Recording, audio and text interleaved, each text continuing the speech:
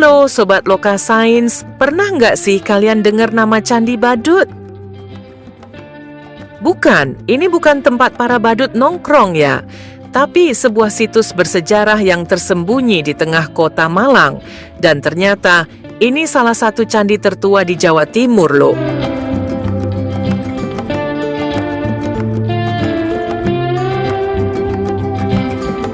Yuk, Candi Badut ini terletak kawasan Tidar di bagian barat Kabupaten Malang. Secara administratif, Candi Badut terletak di Desa Karangwidoro, Kecamatan Dau, Kabupaten Malang, Jawa Timur.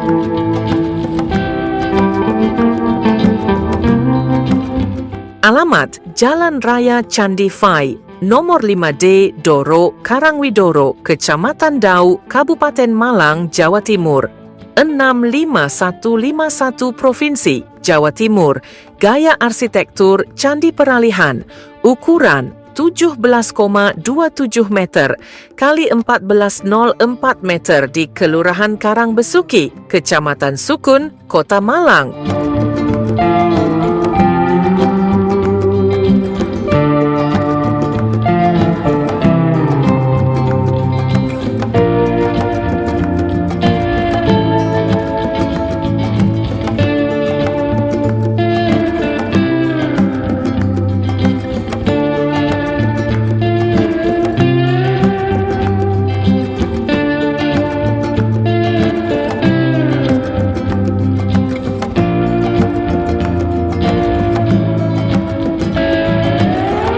Usianya diperkirakan udah lebih dari 1.200 tahun.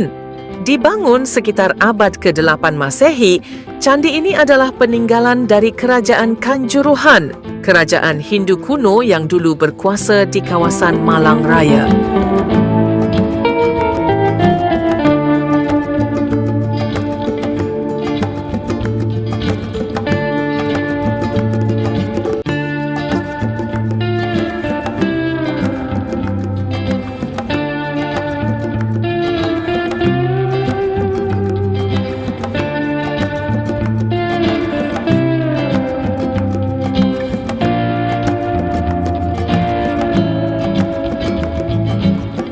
Nama badut sendiri dipercaya berasal dari kata Sanskerta Badyut yang berarti cahaya suci.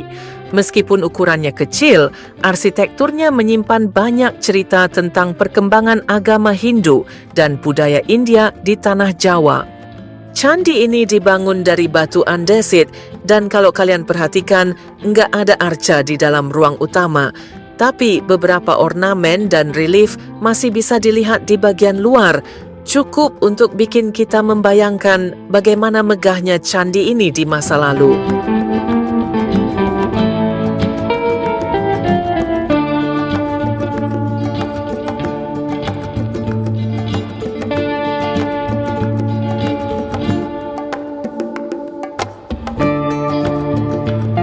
Menariknya, sekarang Candi Badut juga jadi lokasi kegiatan edukatif dan festival budaya.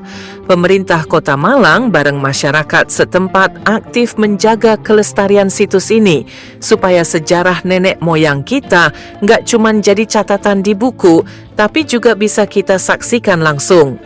Jadi, buat kamu yang suka sejarah atau sekadar mau healing sambil nambah wawasan, Candi Badut ini wajib banget masuk bucket list. Karena sejarah bukan cuma untuk dihafal, tapi untuk dirasakan dan dijaga.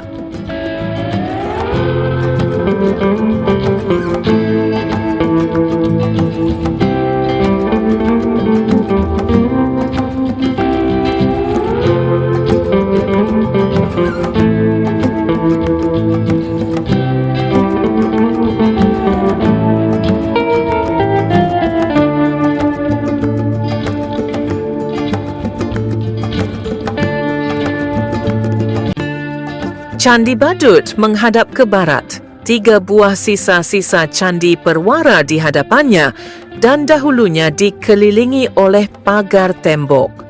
Candi berdenah bujur sangkar dengan ukuran 11 kali 11 meter itu tidak diketahui tingginya.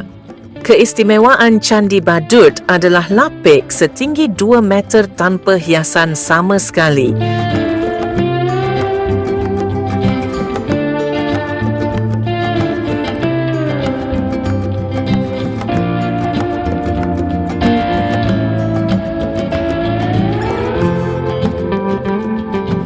Area di sekeliling Candi Badut. Candi Badut tepatnya terletak di sebelah barat Sungai Metra, merupakan daerah kering, namun tumbuh beberapa jenis tanaman keras seperti pohon jambu, kelapa, randu, beringin, alpokat, akasia yang akarnya berpotensi merusak Candi Badut.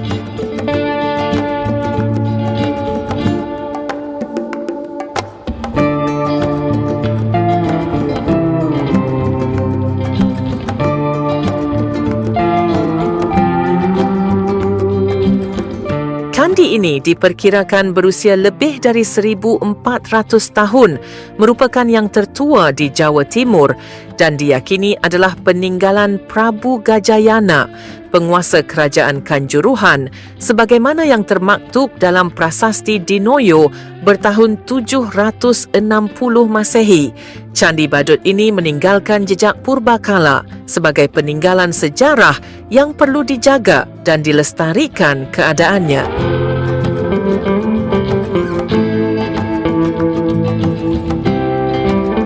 Para ahli menyatakan bahawa Candi Badut merupakan peralihan gaya bangunan klasik dari Jawa Tengah ke Jawa Timur.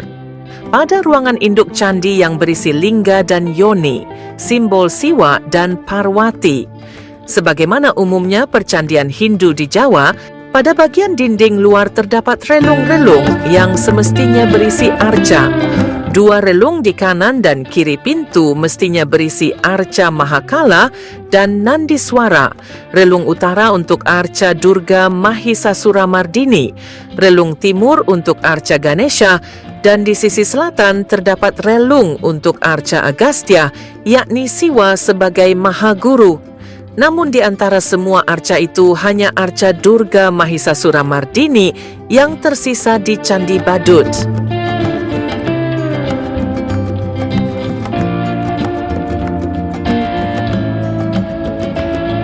Candi ini ditemukan pada tahun 1921 berupa gundukan bukit batu, reruntuhan dan tanah. Orang pertama yang memberitakan keberadaan Candi Badut adalah Maureen Brescher, seorang kontrolir bangsa Belanda yang bekerja di Malang. Candi Badut dipugar kembali pada tahun 1925 sampai 1927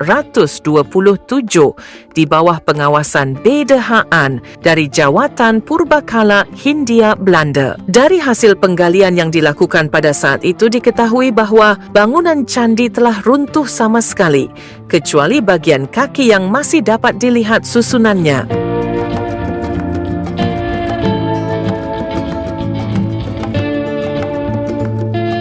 Jadi buat kamu yang suka sejarah atau sekadar mau healing sambil nambah wawasan, Candi Badut ini wajib banget masuk bucket list.